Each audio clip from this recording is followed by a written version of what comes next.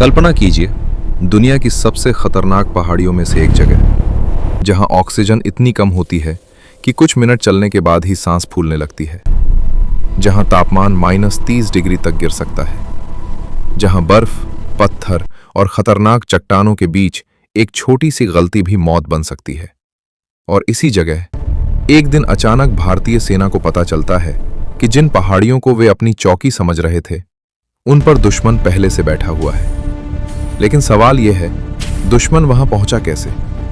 क्या यह अचानक हुआ हमला था या महीनों पहले से बनाई गई एक गुप्त सैन्य योजना? आज की इस डॉक्यूमेंट्री में हम समझेंगे कि आखिर 1999 का करगिल युद्ध कैसे शुरू हुआ, किसने इसकी योजना बनाई और कैसे ये आधुनिक इतिहास के सबसे कठिन पर्वतीय युद्धों में से एक बन गया। दोस्तों, स्वागत है आपका हमारे इस वीडियो में। अगर आपको इतिहास, राजनीति और अंतर्राष्ट्रीय मामलों को आसान भाषा में समझना पसंद है, तो वीडियो को लाइक जरूर करें, चैनल को सब्सक्राइब करें और इस वीडियो को शेयर भी करें ताकि ज्यादा लोग इस महत्वपूर्ण इतिहास के बारे में जान सकें। क्योंकि करगिल युद्ध सिर्फ एक युद्ध नहीं था, ये राजनीति, रणनीति, कूटनीति और सैनिकों की असाधारण बहादुरी की कहानी है। ये कहानी शुरू होती है 1998 से। उस समय भारत और पाकिस्तान के बीच संबंध पहले से ही तनावपूर्ण थे। 1947 में दोनों देशों के बनने के बाद से ही कश्मीर विवाद का विषय बना हुआ था। 1947 में पहला युद्ध हुआ, 1965 में दूसरा युद्ध और 1971 में तीसरा बड़ा युद्ध। इन सभी संघर्षों के बाद भी कश्मीर का मुद्दा पूरी तरह हल नहीं हुआ। लेकिन 1998 में एक ऐसा कदम उठाया गया जिसने पूरे विश्व का ध्यान दक्षिण एशिया की ओर खींच लिया। मई 1998 में भारत ने राजस्थान के पोखरण में परमाणु परीक्षण किए, जिन्हें कहा गया पोखरण 2 न्यूक्लियर टेस्ट्स। इन परीक्षणों के बाद भारत आधिकारिक रूप से एक परमाणु शक्ति बन गया। दुनिया भर में इस पर काफी प्रतिक्रिया हुई। अमेरिका और कई पश्चिमी देशों ने भारत पर प्रतिबंध भी लगाए। लेकिन कहानी यहीं खत्म नहीं हुई। कुछ ही हफ्तों बाद पाकिस्तान ने भी अपने परमाणु परीक्षण कर दिए। अब स्थिति ये थी कि दक्षिण एशिया के 2 प्रतिद्वंद्वी देश, दोनों के पास परमाणु हथियार थे। दुनिया को डर था कि अगर कभी इन दोनों देशों के बीच युद्ध हुआ तो उसका परिणाम बहुत खतरनाक हो सकता है। लेकिन इसी तनाव के बीच एक ऐसी घटना हुई जिसने उम्मीद पैदा की। फरवरी 1999 में भारत के प्रधानमंत्री अटल बिहारी वाजपेयी एक ऐतिहासिक यात्रा पर पाकिस्तान गए। दिल्ली से लाहौर तक बस से यात्रा। इसे कहा गया लाहौर बस डिप्लोमेसी। यह यात्रा सिर्फ एक प्रतीकात्मक कदम नहीं थी। इसका उद्देश्य था भारत और पाकिस्तान के बीच विश्वास बढ़ाना। लाहौर में उनकी मुलाकात पाकिस्तान के प्रधानमंत्री नवाज शरीफ से हुई। दोनों नेताओं ने मिलकर एक समझौते पर हस्ताक्षर किए, जिसे कहा गया लाहौर डिक्लेरेशन। इस समझौते का उद्देश्य था दोनों देशों के बीच शांति बनाए रखना और विवादों को बातचीत के जरिए सुलझाना।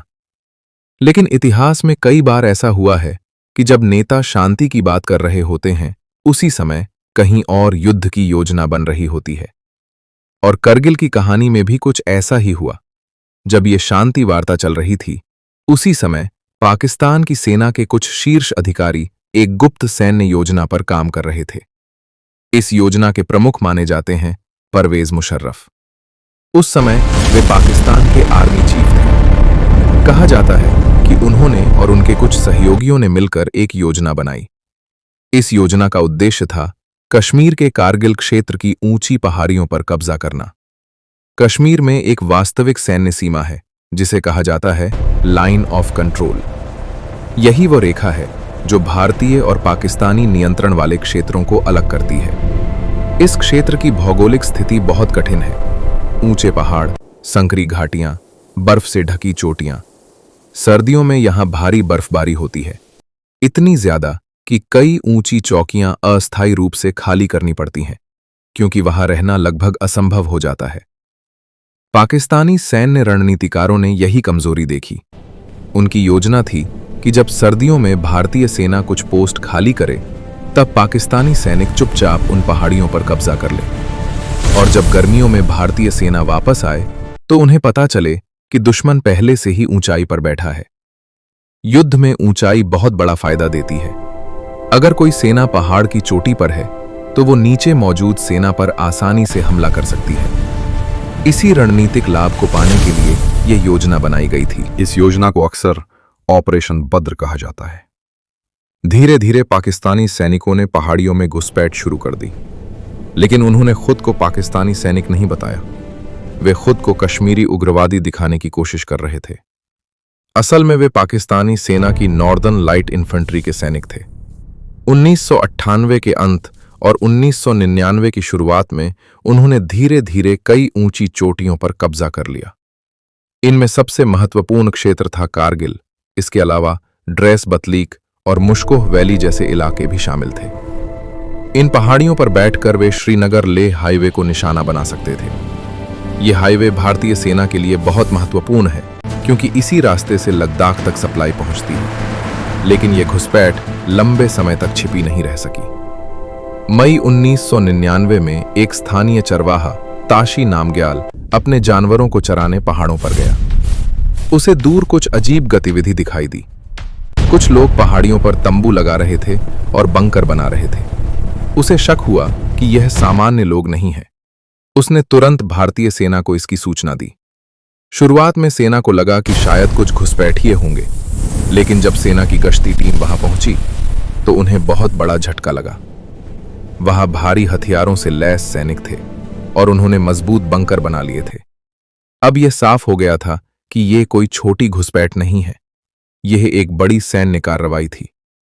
भारतीय सेना ने तुरंत स्थिति का आकलन किया और जल्द ही यह स्पष्ट हो गया कि कई पहाड़ियों पर दुश्मन पहले से बैठा हुआ है। यही वो पल था जब भारत को एहसास हुआ कि स्थिति बहुत गंभीर है, और यहीं से शुरू हुआ करगिल युद्ध का असली अध्याय। कल्पना कीजिए, अब भारतीय सेना को यह समझ आ चुका था कि यह कोई छोटी घुसपैठ नहीं है।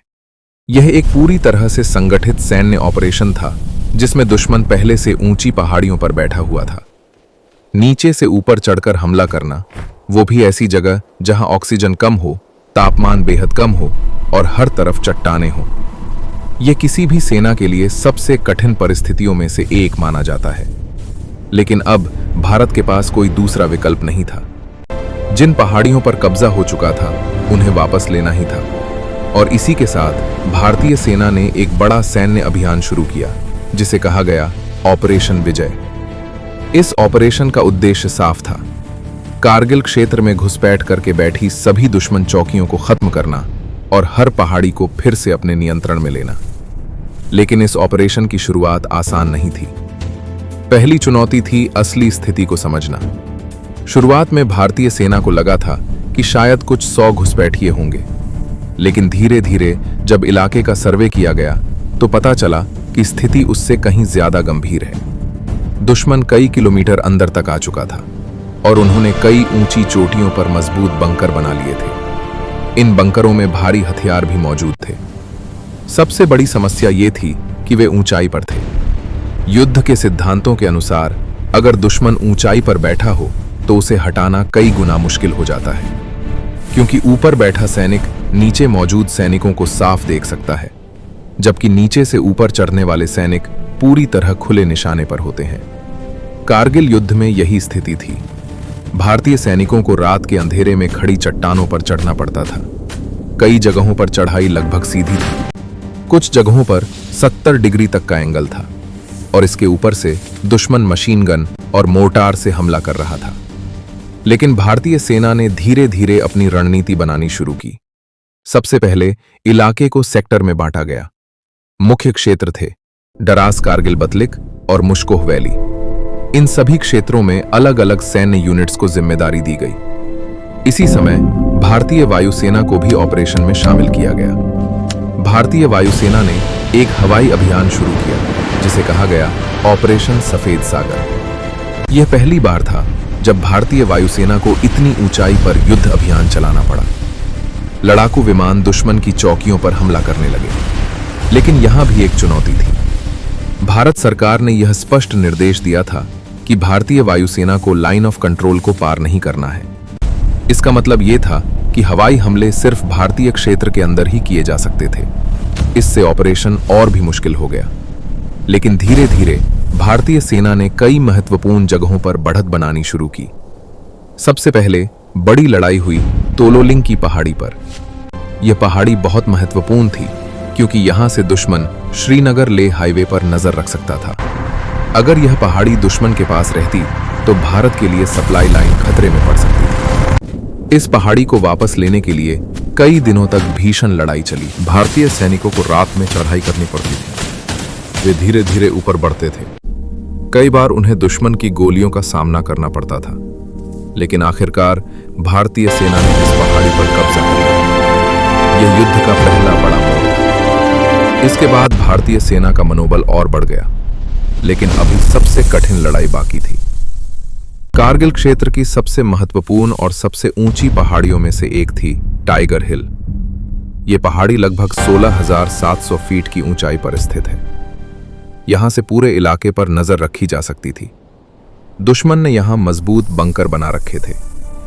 टाइगर हिल को वापस लेना भारतीय सेना के लिए बहुत जरूरी था, लेकिन यह मिशन बेहद कठिन था क्योंकि दुश्मन ऊपर था और भारतीय सैनिकों को खड़ी चट्टानों से चढ़ना था। फिर भी भारतीय सेना ने एक साहसी योजना बनाई। सैनिकों को अलग अलग दिशाओं से पहाड़ी पर चढ़ना था। कई दिनों तक भीषण लड़ाई चली। अंततः जुलाई 1999 में भारतीय सैनिकों ने टाइगर हिल पर तिरंगा फहरा दिया। यह करगिल युद्ध का सबसे बड़ा प्रतीकात्मक क्षण बन गया। इसी दौरान कई भारतीय सैनिकों ने अद्भुत बहादुरी दिखाई।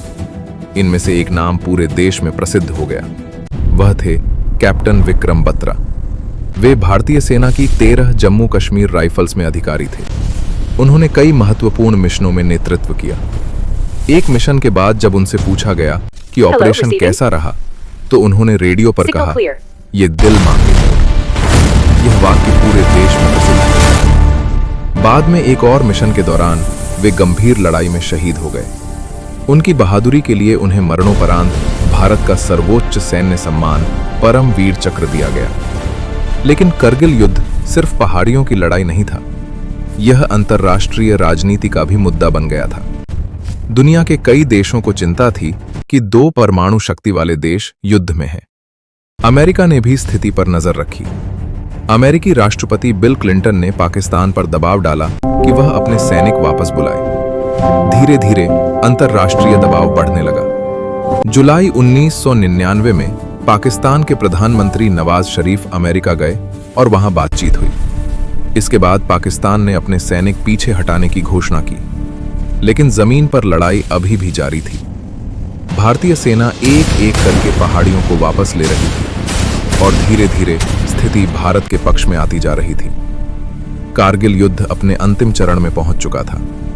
अब तक स्थिति यह थी कि भारतीय सेना धीरे धीरे कई महत्वपूर्ण पहाड़ियों को वापस अपने नियंत्रण में ले चुकी थी। लेकिन युद्ध अभी पूरी तरह खत्म नहीं हुआ था, क्योंकि कारगिल क्षेत्र की कई ऊंची चोटियों पर अभी भी दुश्मन मौजूद था और उन सभी को हटाना जरूरी था। यह युद्ध सिर्फ गोलियों और बमों का नहीं था, यह युद्ध सहन शक्ति का भी था। भारतीय सैनिकों को कई बार पूरी रात चढ़ाई करनी पड़ती थी। कई जगहों पर वे रस्सियों के सहारे खड़ी चट्टानों पर चढ़ते थे। तापमान इतना कम होता था कि हथियार पकड़ना भी मुश्किल हो जाता था, लेकिन इसके बावजूद सैनिक लगातार आगे बढ़ रहे थे। जुलाई 1999 तक भारतीय सेना ने कई महत्वपूर्ण क्षेत्रों पर दोबारा कब्जा कर लिया था। इनमें सबसे बड़ी जीत थी टाइगर हिल की। जब इस पहाड़ी पर तिरंगा फहराया गया तो पूरे भारत में यह खबर तेजी से फैल गई। टीवी चैनलों और अखबारों में यही खबर थी। लोगों को पहली बार एहसास हुआ कि कारगिल में कितनी कठिन परिस्थितियों में युद्ध चल रहा था। लेकिन युद्ध का यह अंतिम चरण भी बहुत कठिन था, क्योंकि दुश्मन ने कई जगहों पर मजबूत बंकर बनाए हुए थे। इन बंकरों को खत्म करने के लिए भारतीय सेना को भारी तोपखाने का इस्तेमाल करना पड़ा। भारतीय सेना की बोफोर्स तोपों ने इस युद्ध में महत्वपूर्ण भूमिका निभाई। इन तोपों से दुश्मन की चौकियों पर लगातार गोलाबारी की गई। धीरे धीरे दुश्मन की सप्लाई लाइन कमजोर होने लगी और जैसे जैसे भारतीय सेना आगे बढ़ रही थी, अंतर्राष्ट्रीय स्तर पर भी पाकिस्तान पर दबाव बढ़ता जा रहा था। दुनिया के कई देश चिंतित थे, क्योंकि यह युद्ध 2 परमाणु शक्ति वाले देशों के बीच हो रहा था। अमेरिका, यूरोप और कई अन्य देशों ने पाकिस्तान से कहा कि वह अपने सैनिक वापस बुलाए। उस समय अमेरिका के राष्ट्रपति थे बिल क्लिंटन। उन्होंने पाकिस्तान के प्रधानमंत्री नवाज शरीफ से मुलाकात की और उन्हें स्पष्ट संदेश दिया कि स्थिति को और आगे बढ़ाना खतरनाक हो सकता है। अंतर्राष्ट्रीय दबाव लगातार बढ़ रहा था। आखिरकार जुलाई 1999 की शुरुआत में पाकिस्तान ने अपने सैनिकों को वापस बुलाने की प्रक्रिया शुरू की, लेकिन जमीन पर लड़ाई अभी भी जारी थी। भारतीय सेना एक एक करके पहाड़ियों को वापस ले रही थी। इसी दौरान कई और वीरता की कहानियां सामने आई। कई जवानों ने अपनी जान की परवाह किए बिना अपने साथियों को बचाया। कई अधिकारी आगे बढ़कर अपने सैनिकों का नेतृत्व कर रहे थे। इस युद्ध में सैकड़ों भारतीय सैनिक शहीद हुए, लेकिन उनकी बहादुरी ने पूरे देश को प्रेरित किया। आखिरकार 26 जुलाई 1999 को भारत ने आधिकारिक रूप से घोषणा की कि कारगिल क्षेत्र में सभी प्रमुख घुसपैठियों को हटा दिया गया है। यही वो दिन है जिसे आज भारत में कारगिल विजय दिवस के रूप में मनाया जाता है। इस दिन उन सभी सैनिकों को याद किया जाता है जिन्होंने कारगिल युद्ध में अपनी जान दी। लेकिन इस युद्ध के बाद कई महत्वपूर्ण सवाल भी उठे। सबसे बड़ा सवाल था कि आखिर यह घुसपैठ इतनी बड़ी कैसे हो गई। भारत में इसके बाद एक जांच समिति बनाई गई। इसे कहा गया कारगिल रिव्यू कमेटी। इस समिति ने युद्ध के कारणों और सुरक्षा व्यवस्था की समीक्षा की। इस रिपोर्ट के बाद भारत ने अपनी सीमा सुरक्षा और खुफिया व्यवस्था में कई सुधार किए। दूसरी तरफ पाकिस्तान में भी इस युद्ध के राजनीतिक परिणाम हुए। करगिल युद्ध के कुछ ही महीनों बाद पाकिस्तान की राजनीति में एक बड़ा बदलाव आया। अक्टूबर 1999 में पाकिस्तान के आर्मी चीफ परवेज मुशर्रफ ने सैन्य तख्ता पलट कर दिया। उन्होंने पाकिस्तान के प्रधानमंत्री नवाज शरीफ की सरकार को हटा दिया। ये घटना इतिहास में जानी जाती है 1999 पाकिस्तानी कूप डी एटा। कई विश्लेषकों का मानना है कि करगिल युद्ध और पाकिस्तान की आंतरिक राजनीति एक दूसरे से जुड़ी हुई थी। लेकिन करगिल युद्ध का सबसे महत्वपूर्ण पहलू यह था कि इसने आधुनिक युद्ध की एक नई तस्वीर दिखाई। ये युद्ध दुनिया के सबसे कठिन पर्वतीय युद्धों में से एक माना जाता है। यह लड़ाई सिर्फ दुश्मन से नहीं थी, ये लड़ाई मौसम से भी थी, ये लड़ाई ऊंचाई से भी थी और ये लड़ाई सीमित संसाधनों के साथ थी। इसके बावजूद भारतीय सैनिकों ने असाधारण साहस दिखाया। कई सैनिकों को उनकी वीरता के लिए देश के सर्वोच्च सैन्य सम्मान दिए गए। इनमें शामिल थे कैप्टन विक्रम बत्रा, जिन्हें मरणोपरांत परमवीर चक्र दिया गया। उनका प्रसिद्ध वाक्य "ये दिल मांगे मोर" आज भी करगिल युद्ध की याद दिलाता है।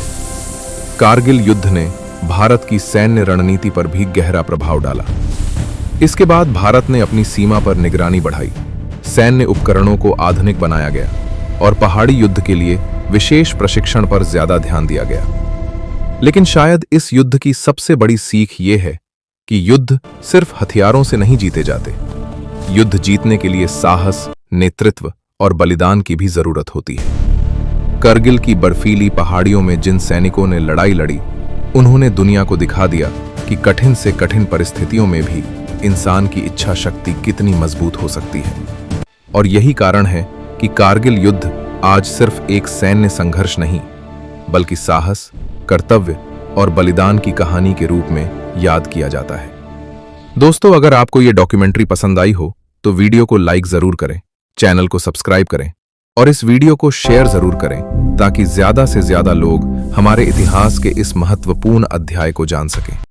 क्योंकि इतिहास सिर्फ किताबों में नहीं होता, इतिहास उन लोगों की कहानियों में होता है जिन्होंने अपने देश के लिए सब कुछ दे दिया। और कारगिल की पहाड़ियों में लिखी गई ये कहानी हमेशा याद रखी जाएगी।